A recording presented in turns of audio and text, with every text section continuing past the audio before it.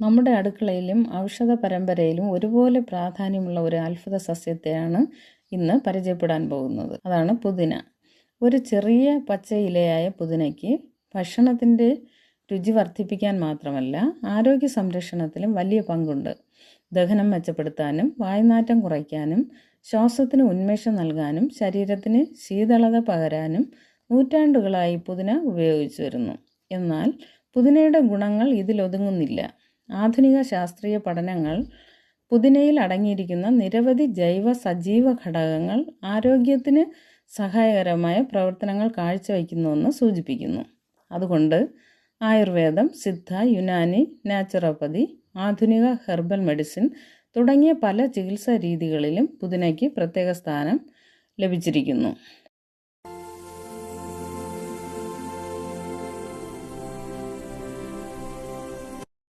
പുതിനയുടെ ചരിത്രം നോക്കാം. പുതിനയുടെ ഉപയോഗം ആയിരക്കണക്കിന് വർഷങ്ങൾക്ക് മുൻപ് ആരംഭിച്ചതായി ചരിത്രരേഖകൾ സൂചിപ്പിക്കുന്നു.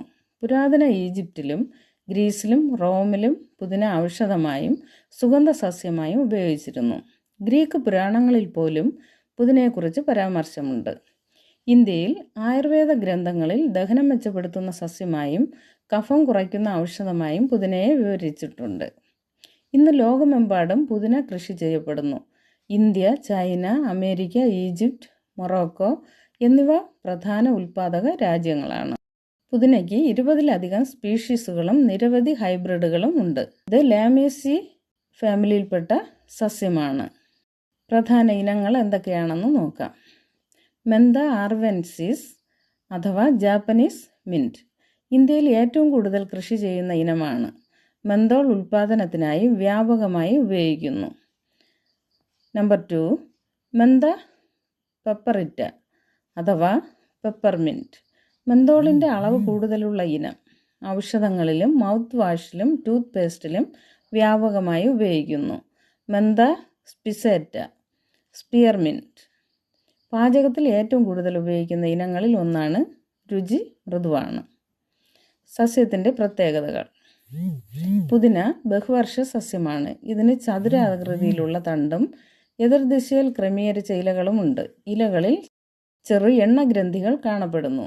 ഇവയിൽ നിന്നാണ് മെന്തോൾ അടങ്ങിയ സുഗന്ധതൈലം ഉൽപ്പാദിപ്പിക്കുന്നത്. പുതിന പൂക്കൾ ചെറുതും ഇളം പർപ്പിൾ അല്ലെങ്കിൽ വെളുത്ത നിറത്തിലുമാണ്. വിത്തിനേക്കാൾ തണ്ടിൻ്റെ ഭാഗങ്ങൾ നട്ടു വളർത്തുന്നതാണ് സാധാരണ രീതി. വളരാൻ അനുയോജ്യമായ സാഹചര്യങ്ങൾ: നല്ല നീർവാഴ്ചയുള്ള മണ്ണ്, ആവശ്യത്തിന് സൂര്യപ്രകാശം, സ്ഥിരമായ ഈർപ്പം എന്നിവ ലഭിച്ചാൽ പുതിന വളരെ വേഗത്തിൽ വളരുന്നു. ചട്ടിയിലും ഗ്രോ ബാഗിലും വീട്ടുവളപ്പിലും എളുപ്പത്തിൽ കൃഷി ചെയ്യാൻ കഴിയുന്ന സസ്യമാണിത്. പുതിന വളരെ കുറഞ്ഞ കലോറിയുള്ള ഒരു ഇലയാണ്. എന്നാൽ ചെറിയ അളവിൽ ഉപയോഗിച്ചാലും ശരീരത്തിന് ഗുണം ചെയ്യുന്ന നിരവധി വിറ്റാമിനുകളും ധാതുക്കളും ആൻറ്റി ഓക്സിഡൻറ്റുകളും ഇതിലടങ്ങിയിട്ടുണ്ട്. ആദ്യമായി വിറ്റാമിൻ എ. പുതിനയിൽ ബീറ്റ കരോട്ടിൻ ധാരാളമുണ്ട്. ശരീരത്തിൽ ഇത് വിറ്റാമിൻ എ ആയി മാറുന്നു. വിറ്റാമിൻ എയുടെ പ്രധാന ഗുണങ്ങൾ: കണ്ണുകളുടെ ആരോഗ്യം സംരക്ഷിക്കുന്നു, രാത്രി കാഴ്ച മെച്ചപ്പെടുത്താൻ സഹായിക്കുന്നു, രോഗപ്രതിരോധ ശേഷിയെ പിന്തുണയ്ക്കുന്നു, ചർമ്മകോശങ്ങളുടെ ആരോഗ്യം നിലനിർത്തുന്നു. രണ്ടാമതായി വിറ്റാമിൻ സി. പുതിനയിൽ അടങ്ങിയിരിക്കുന്ന വിറ്റാമിൻ സി ശക്തമായ ആൻറ്റി ഓക്സിഡൻ്റാണ്. ഇത് പ്രതിരോധ ശേഷി വർദ്ധിപ്പിക്കാൻ സഹായിക്കുന്നു, കൊളാജൻ നിർമ്മാണത്തിന് ആവശ്യമാണ്, മുറിവുകൾ വേഗത്തിൽ ഉണങ്ങാൻ സഹായിക്കുന്നു, ശരീരകോശങ്ങളെ ഓക്സിഡേറ്റീവ് നാശത്തിൽ നിന്ന് സംരക്ഷിക്കുന്നു. മൂന്നാമതായി ഫോളേറ്റ് അഥവാ വിറ്റാമിൻ B9. ഫോളേറ്റ് പുതിയ കോശങ്ങളുടെ നിർമ്മാണത്തിനും DNA രൂപീകരണത്തിനും ആവശ്യമാണ്. പ്രത്യേകിച്ച് ഗർഭകാലത്ത് ഭ്രൂണ വളർച്ചയ്ക്ക് സഹായകമാണ്. ചുവന്ന രക്താണുക്കളുടെ നിർമ്മാണത്തെ പിന്തുണയ്ക്കുന്നു. നാലാമതായി ഇരുമ്പ്. പുതിനയിൽ ഇരുമ്പ് അടങ്ങിയിട്ടുണ്ട്. ഹീമോഗ്ലോബിൻ നിർമ്മിക്കാൻ ഇരുമ്പ് ആവശ്യമാണ്. ശരീരത്തിലുടനീളം ഓക്സിജൻ എത്തിക്കാൻ ഇത് സഹായിക്കുന്നു. ക്ഷീണം കുറയ്ക്കുന്നതിൽ പങ്കുവഹിക്കുന്നു. എന്നാൽ പുതിന മാത്രം കഴിച്ച് ഇരുമ്പ് കുറവ് പരിഹരിക്കാനാകില്ല. സമീകൃത ഭക്ഷണത്തിൻ്റെ ഭാഗമായാണ് ഇതിനെ കാണേണ്ടത്. അഞ്ചാമതായി കാൽഷ്യം. ഇത് എല്ലുകളുടെയും പല്ലുകളുടെയും ആരോഗ്യത്തിന് ആവശ്യമാണ്. പേശികളുടെ പ്രവർത്തനത്തിനും നാഡീവ്യവസ്ഥയ്ക്കും സഹായിക്കുന്നു. ആറാമതായി പൊട്ടാസ്യം. പൊട്ടാസ്യം ശരീരത്തിലെ ദ്രാവക സന്തുലിതാവസ്ഥ നിലനിർത്താൻ സഹായിക്കുന്നു.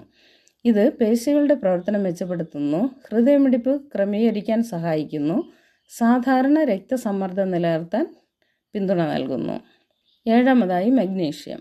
മഗ്നീഷ്യം ശരീരത്തിലെ നൂറുകണക്കിന് എൻസൈം പ്രവർത്തനങ്ങളിൽ പങ്കാളിയാണ്. ഇത് ഊർജ്ജോൽപാദനത്തിന് സഹായിക്കുന്നു. നാഡികളുടെയും പേശികളുടെയും പ്രവർത്തനം മെച്ചപ്പെടുത്തുന്നു. എല്ലുകളുടെ ആരോഗ്യത്തിനും ആവശ്യമാണ്. എട്ടാമതായി മെന്തോൾ. പുതിനയുടെ ഏറ്റവും പ്രധാനപ്പെട്ട ഘടകമാണ് മെന്തോൾ. ഇത് തണുപ്പ് അനുഭവപ്പെടാൻ കാരണമാകുന്നു. ശ്വാസത്തിന് ഉന്മേഷം നൽകുന്നു. മൂക്കടപ്പ് അനുഭവപ്പെടുമ്പോൾ ആശ്വാസം ലഭിക്കുന്നതായി പലർക്കും തോന്നുന്നു. ചില വേദനാശമന ജെല്ലുകളിലും ബാമുകളിലും ഉപയോഗിക്കുന്നു. ഒൻപതാമതായി റോസ്മാരിനിക് ആസിഡ്. ഇത് ശക്തമായ ഒരു പോളിഫിനോളാണ്. ഗവേഷണങ്ങൾ സൂചിപ്പിക്കുന്നത് ആൻറ്റി ഓക്സിഡൻ്റ് പ്രവർത്തനത്തിന് സഹായകരമാണ്. ശരീരത്തിലെ അണുബാധ പ്രതികരണങ്ങളെ നിയന്ത്രിക്കാൻ സഹായമാണ്. അലർജിയുമായി ബന്ധപ്പെട്ട ചില ലക്ഷണങ്ങളിൽ സഹായമാകാമെന്ന് പഠനങ്ങൾ വിലയിരുത്തുന്നു. പത്താമതായി ഫ്ലാവനോയിഡുകൾ. പുതിനയിൽ ല്യൂട്ടിയോളിൻ, എരിയോസ്ട്രിൻ തുടങ്ങിയ ഫ്ലാവനോയിഡുകൾ അടങ്ങിയിരിക്കുന്നു. ഇവ കോശങ്ങളെ ഫ്രീ റാഡിക്കലുകളിൽ നിന്ന് സംരക്ഷിക്കുന്നു. ഓക്സിഡേറ്റീവ് സമ്മർദ്ദം കുറയ്ക്കാൻ സഹായിക്കുന്നു. ആൻറ്റി ഓക്സിഡൻറ്റുകൾ എന്താണ്? നമ്മുടെ ശരീരത്തിൽ സ്വാഭാവികമായി ഫ്രീ റാഡിക്കലുകൾ രൂപപ്പെടുന്നു. ഇവ അമിതമായി വർദ്ധിക്കുമ്പോൾ കോശങ്ങൾക്ക് കേടുപാടുകൾ ഉണ്ടാകാം. ആൻറ്റി ഓക്സിഡൻറ്റുകൾ ഈ ഫ്രീ റാഡിക്കലുകളുടെ ദോഷഫലങ്ങൾ കുറയ്ക്കാൻ സഹായിക്കുന്നു. പുതിനയിലെ വിവിധ ആൻറ്റി ഓക്സിഡൻറ്റുകൾ ശരീരത്തിൻ്റെ പ്രതിരോധ സംവിധാനത്തെ പിന്തുണയ്ക്കുന്നതിൽ പങ്കുവഹിക്കുന്നു. ഒരു പ്രധാന കാര്യം, പുതിന ആരോഗ്യകരമായ ഒരു ഭക്ഷണ ഘടകമാണ്. എന്നാൽ ഇത് ഒരു അത്ഭുത മരുന്നോ എല്ലാ രോഗങ്ങൾക്കും ചികിത്സയോ അല്ല. സമീകൃത ഭക്ഷണം, വ്യായാമം, ആവശ്യമായ ചികിത്സ എന്നിവയ്ക്കൊപ്പം ഉപയോഗിക്കുമ്പോഴാണ് മികച്ച ഗുണം ലഭിക്കുക. പലരും ഭക്ഷണശേഷം പുതിനയില ചവയ്ക്കുകയോ പുതിന ചായ കുടിക്കുകയോ ചെയ്യാറുണ്ട്. ഇതിന് പിന്നിൽ ശാസ്ത്രീയമായ ചില കാരണങ്ങളുണ്ട്. ഇത് ദഹനപ്രക്രിയയെ പിന്തുണയ്ക്കുന്നു. ഭക്ഷണം കഴിച്ചതിന് ശേഷം ആമാശയത്തിലും ചെറുകുടലിലും വിവിധ ദഹനരസങ്ങൾ പ്രവർത്തിക്കുന്നു. പുതിനയിലെ ചില സസ്യഘടകങ്ങൾ ദഹനപ്രക്രിയയെ പിന്തുണയ്ക്കാൻ സഹായിക്കുമെന്ന് പഠനങ്ങൾ സൂചിപ്പിക്കുന്നു. അതുകൊണ്ട് തന്നെ ഭാരമുള്ള ഭക്ഷണങ്ങൾക്ക് ശേഷം പുതിന ഉപയോഗിക്കുന്ന പതിവ് പല സംസ്കാരങ്ങളിലും കാണാം. രണ്ടാമതായിട്ട് ഇൻഡൈജഷൻ അഥവാ അജീർണം. അജീർണത്തിൻ്റെ സാധാരണ ലക്ഷണങ്ങൾ വയറു നിറഞ്ഞ തോന്നൽ, ഏമ്പക്കം, അസ്വസ്ഥത, നെഞ്ചിരിച്ചിൽ പോലുള്ള അനുഭവം. പെപ്പർമിൻറ്റ് ഓയിൽ സംബന്ധിച്ച ചില ഗവേഷണങ്ങൾ ചിലരിൽ അജീർണ ലക്ഷണങ്ങൾ കുറയാൻ സഹായിക്കാമെന്ന് കാണിക്കുന്നു. എന്നാൽ എല്ലാവർക്കും ഒരേ ഫലം ലഭിക്കണമെന്നില്ല. മൂന്നാമതായി വയറുവീക്കവും ഗ്യാസും. വയറിൽ ഗ്യാസ് രൂപപ്പെടുന്നത് പല കാരണങ്ങളാലാണ്. പുതിനയിലെ മെന്തോൾ ദഹനനാളത്തിലെ ചില പേശികൾക്ക് താൽക്കാലിക വിശ്രമം നൽകാൻ സഹായിക്കും. ഇതിലൂടെ ചിലർക്കെങ്കിലും വയറുവീക്കവും അസ്വസ്ഥതയും കുറയുന്നതായി അനുഭവപ്പെടുന്നു. നാലാമതായി ഇറിറ്റബിൾ ബൗൾ സിൻഡ്രോം അഥവാ IBS. ഇത് ഉള്ളവർക്ക് വയറുവേദന, മലബന്ധം, വയറിളക്കം, വയറുവീക്കം തുടങ്ങിയ പ്രശ്നങ്ങൾ ഉണ്ടാകാം. ചില ക്ലിനിക്കൽ പഠനങ്ങളിൽ എൻഡിക്കോട്ടഡ് പെപ്പർമിൻറ്റ് ഓയിൽ ക്യാപ്സ്യൂളുകൾ ചില രോഗികളിൽ ലക്ഷണങ്ങൾ കുറയ്ക്കാൻ സഹായിച്ചതായി കണ്ടെത്തിയിട്ടുണ്ട്. എന്നാൽ ഇത് ഡോക്ടറുടെ നിർദ്ദേശപ്രകാരമേ ഉപയോഗിക്കാവൂ. സാധാരണ പുതിനയില കഴിക്കുന്നതും ഔഷധ ഗുണമുള്ള പെപ്പർമിൻറ്റ് ഓയിൽ ക്യാപ്സ്യൂളുകളും ഒരുപോലെയല്ല. അഞ്ചാമതായി നാസിയ അഥവാ ഓക്കാനം. ചിലർക്ക് പുതിനയുടെ സുഗന്ധം അല്ലെങ്കിൽ പുതിന ചേർത്ത ചൂടുവെള്ളം കുടിക്കുന്നത് ഓക്കാനം കുറയ്ക്കാൻ സഹായിക്കുന്നതായി അനുഭവപ്പെടുന്നു. ഗർഭിണികൾ ഉൾപ്പെടെയുള്ളവർ ഔഷധമായി ഉപയോഗിക്കുന്നതിന് മുമ്പ് ഡോക്ടറുടെ ഉപദേശം തേടണം. ആറാമതായി വായ്നാറ്റം. പുതിനയുടെ ഏറ്റവും അറിയപ്പെടുന്ന ഗുണങ്ങളിലൊന്നാണ് വായ്നാറ്റം കുറയ്ക്കാൻ സഹായിക്കുന്നത്. മെന്തോൾ ശ്വാസത്തിന് താൽക്കാലികമായ ഉന്മേഷം നൽകുന്നു. അതുകൊണ്ടാണ് tooth paste, mouth wash, chewing gum എന്നിവയിൽ പുതിന വ്യാപകമായി ഉപയോഗിക്കുന്നത്. എന്നാൽ സ്ഥിരമായ വായ്നാറ്റം ഉണ്ടെങ്കിൽ അതിൻ്റെ യഥാർത്ഥ കാരണം കണ്ടെത്തി ചികിത്സിക്കണം. അടുത്തതായി കുടലിലെ ഗുണകരമായ ബാക്ടീരിയ. ആരോഗ്യകരമായ കുടൽ മൈക്രോബയോം ശരീരത്തിൻ്റെ മൊത്തം ആരോഗ്യത്തിൽ പ്രധാന പങ്ക് വഹിക്കുന്നു. പുതിനയിലെ ചില സസ്യ സംയുക്തങ്ങൾ കുടലിൻ്റെ ആരോഗ്യത്തെ പിന്തുണയ്ക്കാൻ സഹായിക്കാമെന്ന് പഠനങ്ങൾ സൂചിപ്പിക്കുന്നുണ്ടെങ്കിലും ഇതിനെക്കുറിച്ച് കൂടുതൽ ഗവേഷണങ്ങൾ ഇപ്പോഴും ആവശ്യമാണ്. വിശപ്പ് വർദ്ധിപ്പിക്കുമോ? പരമ്പരാഗത ചികിത്സാ രീതികളിൽ പുതിന വിശപ്പുണർത്താൻ ഉപയോഗിച്ചു വരുന്നു. ഇതിൻ്റെ സുഗന്ധവും രുചിയും ഉമിനീർ സ്രവം വർദ്ധിപ്പിക്കുകയും ഭക്ഷണത്തോടുള്ള താല്പര്യം കൂട്ടുകയും ചെയ്യാമെന്നാണ് കരുതുന്നത്. പുതിന ചായ ലോകമെമ്പാടും ജനപ്രിയമാണ്. ഭക്ഷണശേഷം 1 കപ്പ് പുതിന ചായ കുടിക്കുന്നത് ചിലർക്കെങ്കിലും ദഹനസുഖം നൽകുകയും വയറിലെ ഭാരക്കുറവ് അനുഭവപ്പെടാൻ സഹായിക്കുകയും ചെയ്യും. എന്നാൽ അമിതമായി പഞ്ചസാര ചേർക്കാതെ കുടിക്കുന്നതാണ് നല്ലത്. പുതിനയും ശ്വാസകോശാരോഗ്യവും. നൂറ്റാണ്ടുകളായി പുതിന വിവിധ രാജ്യങ്ങളിൽ ശ്വാസകോശ സംബന്ധമായ അസ്വസ്ഥതകൾക്ക് സഹായകമായി ഉപയോഗിച്ചു വരുന്നു. പുതിനയിലെ പ്രധാന സജീവ ഘടകമായ മെന്തോൾ ശ്വാസത്തിന് തണുപ്പും ഉന്മേഷവും നൽകുന്ന അനുഭവം സൃഷ്ടിക്കുന്നു. അതുകൊണ്ടാണ് ഇൻഹേലറുകൾ, വേപ്പർ റബ്ബുകൾ, കഫ് ഡ്രോപ്പുകൾ, തൊണ്ട ലോസഞ്ചറുകൾ എന്നിവയിൽ മെന്തോൾ വ്യാപകമായി ഉപയോഗിക്കുന്നത്. എന്നാൽ ഒരു പ്രധാന കാര്യം മനസ്സിലാക്കണം. മെന്തോൾ മൂക്കടപ്പ് യഥാർത്ഥത്തിൽ തുറക്കണമെന്നില്ല. പക്ഷേ മൂക്കിലൂടെ വായു കൂടുതൽ എളുപ്പത്തിൽ കടന്നു പോകുന്നത് പോലുള്ള ഒരു അനുഭവം നൽകാൻ കഴിയും. അതിനാലാണ് പലർക്കും ആശ്വാസം തോന്നുന്നത്. ജലദോഷം വന്നാൽ പുതിന സഹായിക്കുമോ? സാധാരണ ജലദോഷം വൈറസ് മൂലമാണ് ഉണ്ടാകുന്നത്. പുതിന വൈറസിനെ നേരിട്ട് നശിപ്പിക്കുന്ന മരുന്നല്ല. എന്നാൽ ചൂടുള്ള പുതിന ചായ കുടിക്കുകയോ പുതിനയുടെ സുഗന്ധം അനുഭവിക്കുകയോ ചെയ്യുന്നത് ചിലർക്കെങ്കിലും തൊണ്ടയിലെ അസ്വസ്ഥത കുറയ്ക്കാനും ശ്വാസം എളുപ്പമാകുന്നത് പോലെ തോന്നാനും സഹായിക്കാം. വിശ്രമം, ആവശ്യത്തിന് വെള്ളം കുടിക്കൽ, പോഷകാഹാരം എന്നിവയാണ് ജലദോഷത്തിൽ ഏറ്റവും പ്രധാനപ്പെട്ടത്. ചുമയിൽ പുതിനയുടെ പങ്ക്. പല കഫ് സിറപ്പുകളിലും ചുമയ്ക്കുള്ള ഗുളികകളിലും മെന്തോൾ ചേർക്കാറുണ്ട്. ഇത് തൊണ്ടയ്ക്ക് തണുപ്പ് നൽകുന്നു, തൊണ്ടയിലെ അസ്വസ്ഥത കുറയ്ക്കാൻ സഹായിക്കുന്നു, ചുമ മൂലമുള്ള അസ്വസ്ഥതയിൽ താൽക്കാലിക ആശ്വാസം നൽകുന്നു. എന്നാൽ ന്യൂമോണിയ, ക്ഷയം, ആസ്മ തുടങ്ങിയ ഗുരുതര രോഗങ്ങൾക്ക് ഇത് ചികിത്സയല്ല. അലർജിയും പുതിനയും. പുതിനയിൽ അടങ്ങിയിരിക്കുന്ന റോസ്മാരിനിക് ആസിഡ് സംബന്ധിച്ച ചില പഠനങ്ങൾ അലർജിയുമായി ബന്ധപ്പെട്ട ശരീരത്തിലെ ചില അണുബാധ പ്രതികരണങ്ങളെ നിയന്ത്രിക്കാൻ ഇത് സഹായിച്ചേക്കാമെന്ന് സൂചിപ്പിക്കുന്നു. എങ്കിലും ഇത് അലർജിക്കുള്ള ഉറപ്പായ ചികിത്സയാണെന്ന് പറയാൻ നിലവിലെ തെളിവുകൾ മതിയാകുന്നില്ല. ആസ്മ രോഗികൾക്ക് ഉപയോഗിക്കാമോ? ഇത് വളരെ പ്രധാനപ്പെട്ട ചോദ്യമാണ്. ചിലർക്ക് മെന്തോളിൻ്റെ സുഗന്ധം ആശ്വാസം നൽകാം. എന്നാൽ മറ്റു ചിലരിൽ ശക്തമായ സുഗന്ധം തന്നെ ശ്വാസതടസ്സം ഉണർത്താൻ ഇടയാക്കാം. അതിനാൽ ആസ്മ രോഗികൾ പുതിനയോ മെന്തോൾ അടങ്ങിയ ഉൽപ്പന്നങ്ങളോ ഉപയോഗിക്കുമ്പോൾ സ്വന്തം ശരീരത്തിൻ്റെ പ്രതികരണം ശ്രദ്ധിക്കണം. ഡോക്ടർ നിർദ്ദേശിച്ച ഇൻഹേലറുകൾക്ക് പകരം ഒരിക്കലും പുതിന ഉപയോഗിക്കരുത്. പ്രതിരോധശേഷി എങ്ങനെയാണെന്ന് നോക്കാം. പുതിനയിൽ അടങ്ങിയിരിക്കുന്ന വിറ്റമിൻ സി, വിവിധ പോളിഫിനോളുകൾ, ഫ്ലാവനോയിഡുകൾ, ആൻറ്റി ഓക്സിഡൻറ്റുകൾ ഇവ ശരീരത്തിൻ്റെ സ്വാഭാവിക പ്രതിരോധ സംവിധാനത്തെ പിന്തുണയ്ക്കാൻ സഹായിക്കുന്നു. പുതിന ചായ.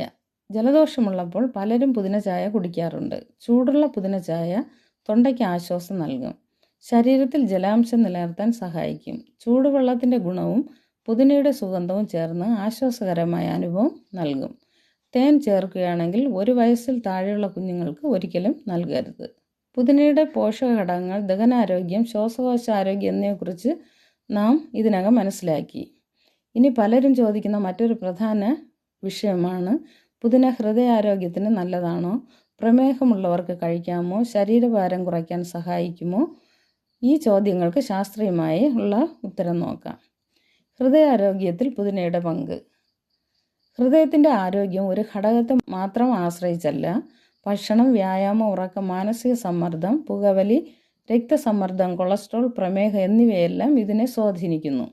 പുതിനയിൽ അടങ്ങിയിരിക്കുന്ന ഫ്ലാവനോയിഡുകൾ, റോസ്മാരിനിക് ആസിഡ്, മറ്റു ആൻറ്റി ഓക്സിഡൻറ്റുകൾ എന്നിവ ശരീരത്തിലെ ഓക്സിഡേറ്റീവ് സമ്മർദ്ദം കുറയ്ക്കാൻ സഹായിക്കാമെന്ന് പഠനങ്ങൾ സൂചിപ്പിക്കുന്നു.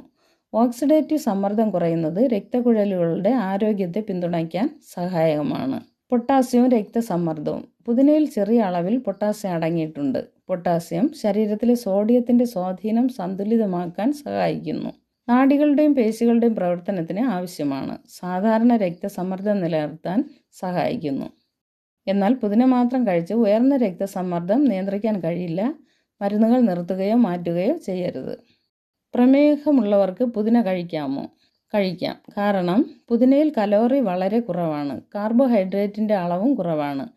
പഞ്ചസാര സ്വാഭാവികമായി വളരെ കുറവാണ്. അതുകൊണ്ട് ചമ്മന്തി, സാലഡ്, കറികൾ, സൂപ്പ്, പുതിനവെള്ളം എന്നിവയിൽ മിതമായ അളവിൽ ഉപയോഗിക്കാം. എന്നാൽ പുതിന സർബത്ത്, പഞ്ചസാര ചേർത്ത പുതിന ജ്യൂസ്, മധുരമുള്ള പാനീയങ്ങൾ എന്നിവ പ്രമേഹ രോഗികൾ ശ്രദ്ധയോടെ മാത്രം ഉപയോഗിക്കണം. ചില പരീക്ഷണ പഠനങ്ങൾ പുതിനയിലെ ചില സസ്യ സംയുക്തങ്ങൾ ഇൻസുലിൻ്റെ പ്രവർത്തനത്തെ പിന്തുണയ്ക്കാൻ സഹായിക്കാമെന്ന് സൂചിപ്പിക്കുന്നു. എന്നാൽ ഇതിന് കൂടുതൽ മനുഷ്യ പഠനങ്ങൾ ആവശ്യമാണ്. അതിനാൽ പ്രമേഹ മരുന്നുകൾക്ക് പകരമായി പുതിന ഉപയോഗിക്കരുത്. ശരീരഭാരം നിയന്ത്രണം. പുതിന നേരിട്ട് കൊഴുപ്പ് ഉരുക്കുന്ന സസ്യമല്ല, എന്നാൽ ശരീരഭാരം നിയന്ത്രിക്കാൻ ചില പരോക്ഷ ഗുണങ്ങൾ നൽകുന്നുണ്ട്. ഉദാഹരണത്തിന് വളരെ കുറഞ്ഞ കലോറിയാണ് ഉയർന്ന കലോറിയുള്ള സോസുകൾക്ക് പകരം ഉപയോഗിക്കാം.